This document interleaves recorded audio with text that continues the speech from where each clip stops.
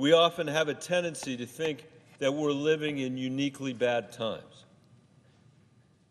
But I believe that way of thinking almost always does a disservice to the people who have come before us, who took on even tougher battles with longer odds, and who, while they were doing that, and because they were doing that, bequeathed to us their own legacy of resistance and the possibility of change, no matter how hard it seemed. And I think we should look to those battles for inspiration in our time. And it's important for us to tell our kids about those battles, to make sure they understood what those fights actually looked like and how hopeless at times those fights seemed to the people that were waging them.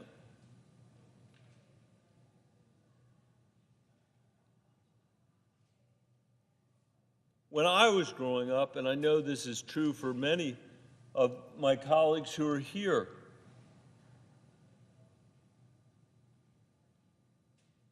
the moral character of this country was defined by the civil rights movement, the struggle against segregation and the fight for equality.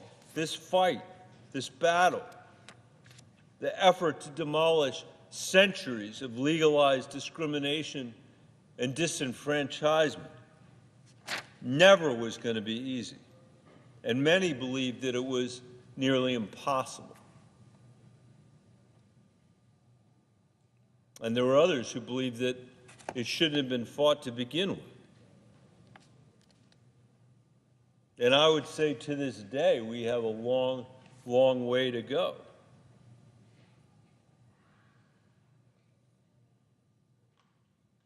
The structure of Jim Crow, of the poll tax, of separate and worse schoolrooms and hospital wards and lunch counters had been built up over generations.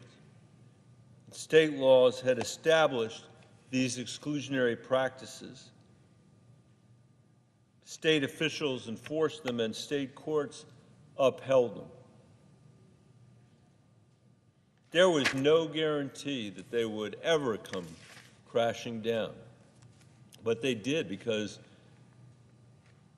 the leaders of the civil rights movement and ordinary citizens in the streets and in America's pulpits, and reporters, journalists sent to report on the demonstrations and the conditions of real life in the South of this country, made it impossible to ignore the facts. It was harder then than it is in our own time just to turn the channel and imagine that alternate reality didn't actually exist. People in that country, with the broadcasters, ABC and CBS and NBC, it was impossible for the public to ignore what was right before their eyes.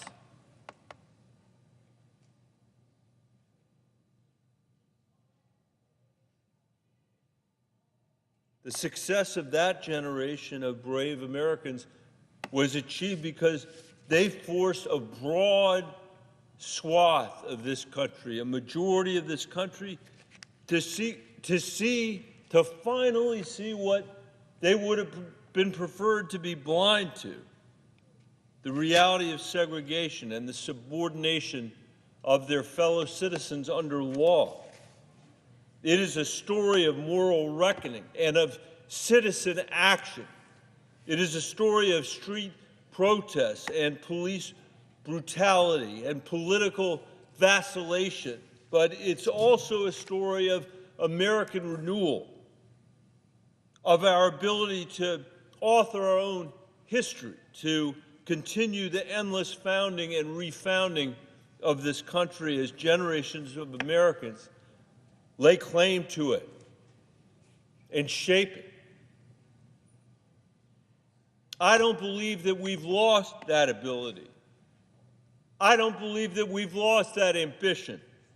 I don't believe that people in Colorado and Minnesota and all across this country have given up on the promise offered by America, a promise that can only be given and kept to each other. As Alex Preddy said himself when honoring a veteran who died in his care, today we remember that freedom is not free.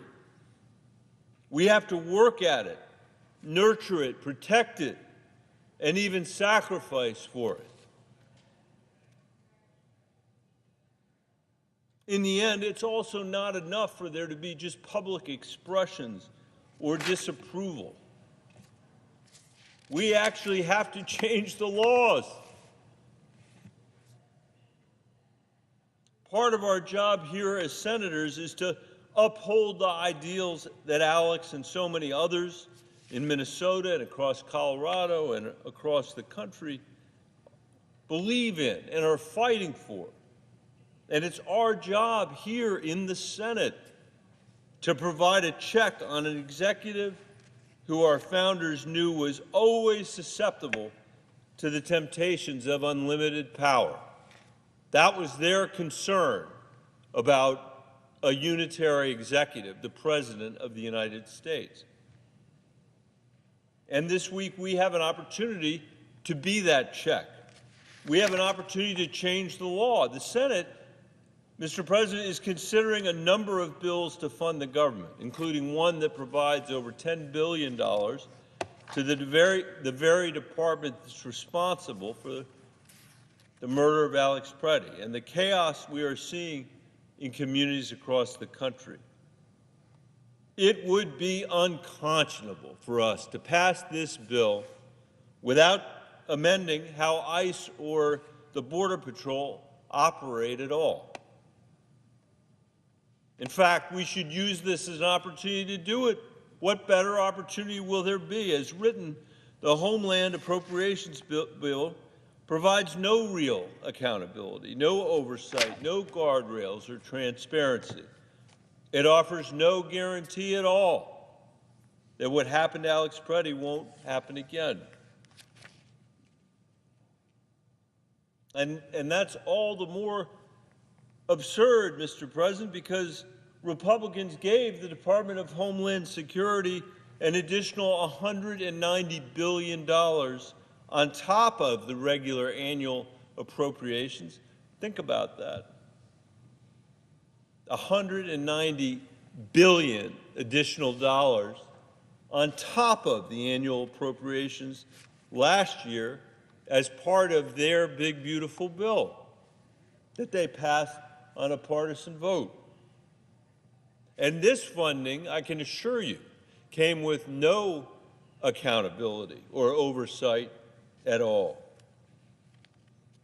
In the midst of all this, it would be a profound abdication of our responsibility as senators to entertain the idea of providing more funding to the department unless serious reforms are put in place. And I think that these reforms are common sense that you'd want for any law enforcement agency operating in America. But especially when it comes to a federal agency operating in some sense now as the president's internal army.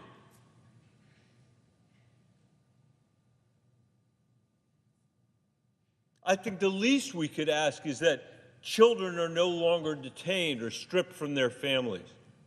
Who wants to come to this floor and say and debate the opposite of that point?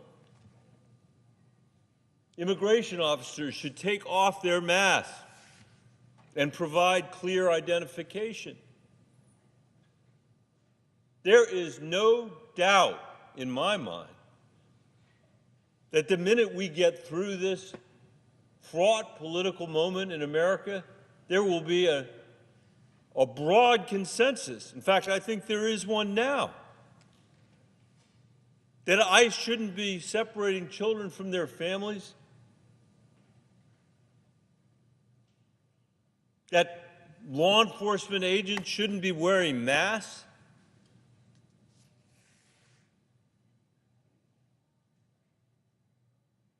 That they should use body cameras consistently with any immigration enforcement activities?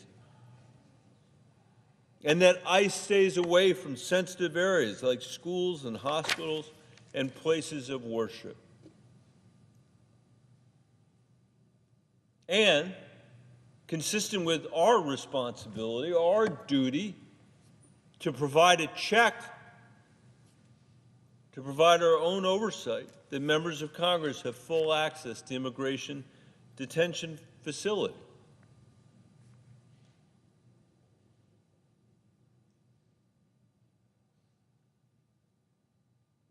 Those are reforms that do not today define the way ICE does its work. They do define the way a lot of our local law enforcement does its work. But I think they reflect a massive consensus in the country about what would fix the challenges that we're facing. It would at least be a basic start in the right direction. In my view, he might disagree, but in my view, President Trump would be doing himself and the country a favor if he removed Kristi Noem from her position and prevented her from doing any more harm to this country and to our communities. And if he removed DHS agents from Minnesota and other cities across our country. And I would say to all of my colleagues here, Republicans and Democrats, that we cannot simply accept a promise of change or action or reform from this administration, which has spent months lying to Congress and the American people with a straight face. There is no world where we can sit back and assume that the president and his team are going to be persuaded to do anything, unless we write it into law. And even then, we have no guarantee, of course, that this administration won't just break the law as soon as it's written. That's been our experience in Colorado, Mr. President. But at least putting this into statute would be a better pathway for holding Noem and Miller and others accountable for the bloodshed and chaos that we're seeing in our streets. After that, I think we could have serious conversations about passing a funding bill. Until then, we can't allow this legislation to go forward.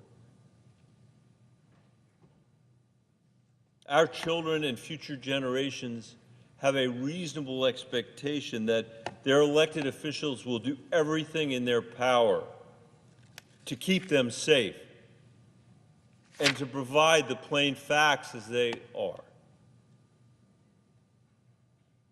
As legislators, it's our responsibility to stand up to an executive branch that is unleashing mayhem in our streets and gunning down American citizens, while insisting that the public should not believe what they have seen and what they have heard, or that it's unpatriotic all of a sudden to disagree with the president's version of events.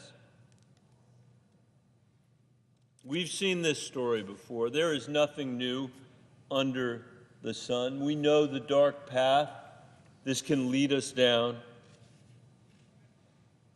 But we've also seen the courage that is demonstrated by the generations of Americans that have come before us, that have disagreed in this chamber, that have disagreed with each other, but who ultimately have rejected injustice, and particularly when it was directed from the highest levels of government.